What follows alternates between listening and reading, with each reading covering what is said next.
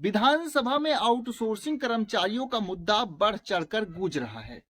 सपा के बड़े कद्दावर नेता अखिलेश यादव के चाचा जी शिवपाल यादव ने भी आउटसोर्सिंग कर्मचारियों की समस्या को विधानसभा में उठाया। इसके साथ ही एक सपा विधायक महेंद्र नाथ यादव ने भी आउटसोर्सिंग कर्मचारियों को जो एजेंसियों द्वारा, कंपनियों द्वारा कंपनी बदलने पर निकाल दिया जाता है, इसके मुद्दे को भी उठाया, जिस पर वित्त मंत्री सुरेश खन्ना ने जवाब भी दिया है और साफ किया है कि कंपनियां ऐसा नहीं कर सकती।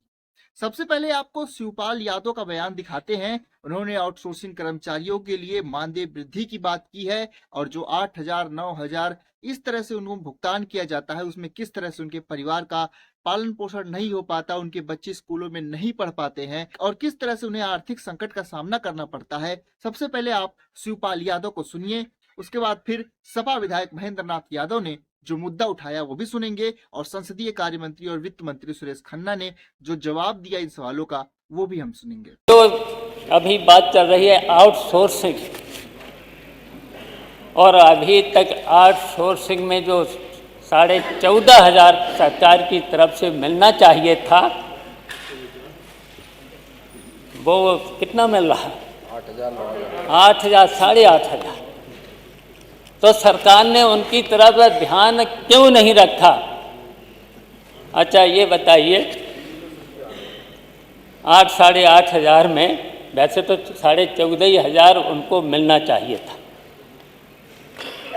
14,500 की जगह 8,500, और 8,500 में हम पूछना चाहते हैं क्या उसका परिवार चल सकता है? बिजली का बिल कितना आता है?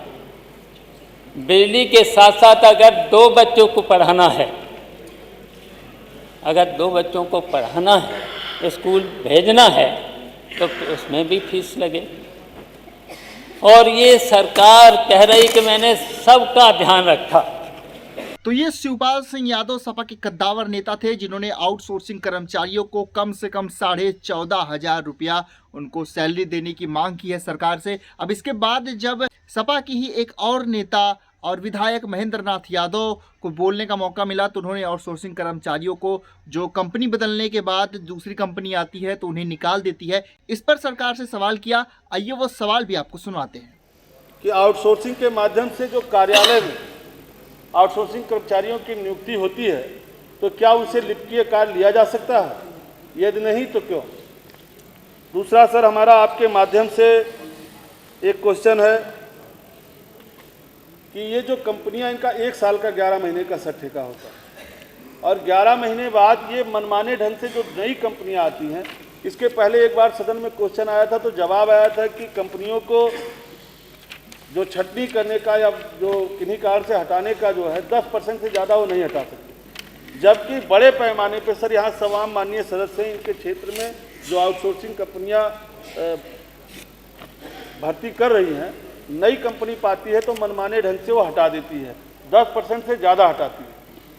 सरकार की तरफ से कोई ठोस निर्देश हो जाए कि जो भी कंपनियां नई कंपनी पाएँ, आता तो है कि 10% से ज़्यादा न छटनी करें, जबकि जितने भी माननीय सदस्य सबके क्षेत्र में नगर पालिका, नगर पंचायत के क्षेत्र हैं, नगर पंचायत के क्षेत्रों में जब माननीय चेयरमैन बदल जाते हैं, दूसरे आ जाते हैं, तो कंपनियों पे दबाव बना करके बड़े पैमाने पे छटनी करा देते हैं। 11 महीने के लिए जो लोग आते हैं और 11 महीने बाद वो छट जाते हैं, तो इससे बहुत दिक्कत होती है। आगे इस सवाल का जवाब देते हुए वित्त मंत्री सुरेश खन्ना ने आउटसोर्सिंग कर्मचारियों के लिए ये बताया कि कोई भी कंपनी ऐसा नहीं कर सकती है और इसके कुछ नियम, कानून और कायदे हैं, वो भी आइए आप सुनिए खुद वित्त मंत्री सुरेश खन्ना से। माननीय अध्यक्ष जी, मैंने उस दिन भी एक सवाल के जवाब में इस बात को कहा था खास तौर से कि आरक्षण की व्यवस्था पहले से है मान्यवर, लेकिन जहां पर काम के आधार के ऊपर हम किसी आउटसोर्स को इंगेज करते हैं वहाँ पर व्यवस्था नहीं है। हमने किसी ड्राइवर को चाहिए, वहाँ नहीं है मानो। हमको अगर ये चाहिए कि 100 लेबर चाहिए तो उस पर व्यवस्था है, 100 4th क्लास के काम करने वाले लोगों को चाहिए, उस पर व्यवस्था है मानो, उस पर व्यवस्था लागू भी है।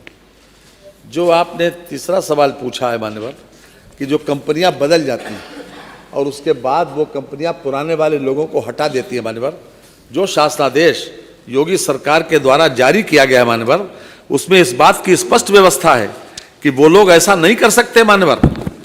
भले ही कंपनी बदल जाए, देखिए उसमें हम आपको पास भेजे देते हैं, ये पेज नंबर 2 है, ये शासनादेश, ये दिनांक 18 दिसंबर 19 का है मान्यवर। पेज नंबर 2, ये चौथा है। जेम के माध्यम से ही आउटसोर्स कर्मी लेने की अनिवार्यता किए जाने से वर्तमान में कार्य कर रहे आउटसोर्स कर्मियों की निरंतरता भंग नहीं होनी चाहिए, अन्यथा शासकीय कार्य में अचानक बड़ी बाधा उत्पन्न होगी। स्पष्ट रूप से दिया है, अगर कंपनी बदल गई, कंपनी किसी तरीके से डीलिस्ट हो गई, तो उसको ये आने वाली कंपनी को ये अधिकार नहीं है कि वो उसको उठा के बाहर कर दे। ये सेवा जिस स्थान पर वो सेवा कर रहा है, जिस प्रतिष्ठान में वो सेवा कर रहा है, ये उसको ही अधिकार है मान्यवर कि उसके खिलाफ वो चार्जशीट करे या उसको खिलाफ निकलवाए मान्यवर। स्पष्ट रूप से वो है। अगर कहीं अगर हो तो आप ये दे दीजिएगा कि कंपनी ने अपनी मर्जी से निकाला हो, बिना विभाग की मर्जी से, तो हम उसको जरूर दिखवाएंगे मान्यवर।